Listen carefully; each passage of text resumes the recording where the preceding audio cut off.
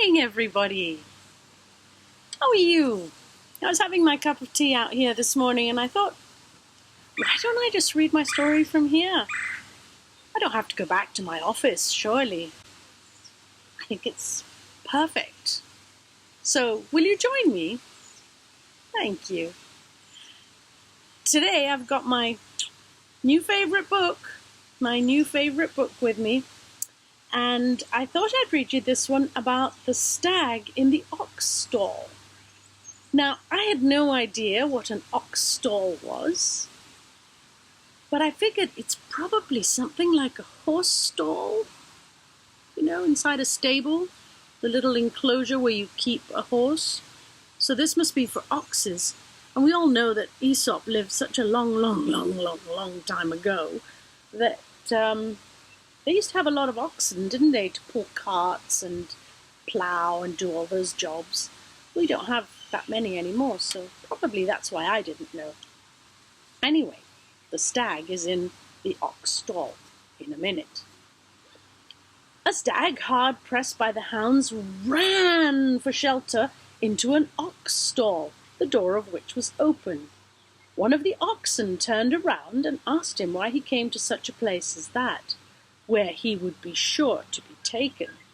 The stag replied he should do well enough if the oxen would not tell of him, and he covered himself in a heap of straw to wait for the night.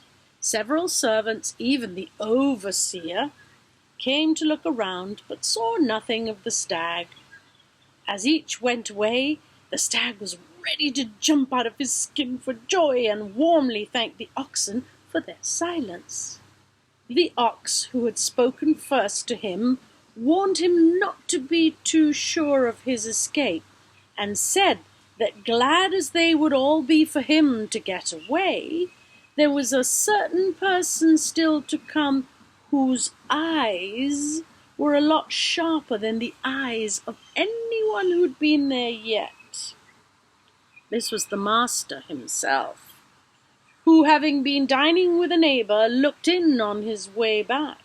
Just at a glance, he saw the tips of horns coming through the straw, whereupon he raised a hue and a cry, "Over here! Over here!"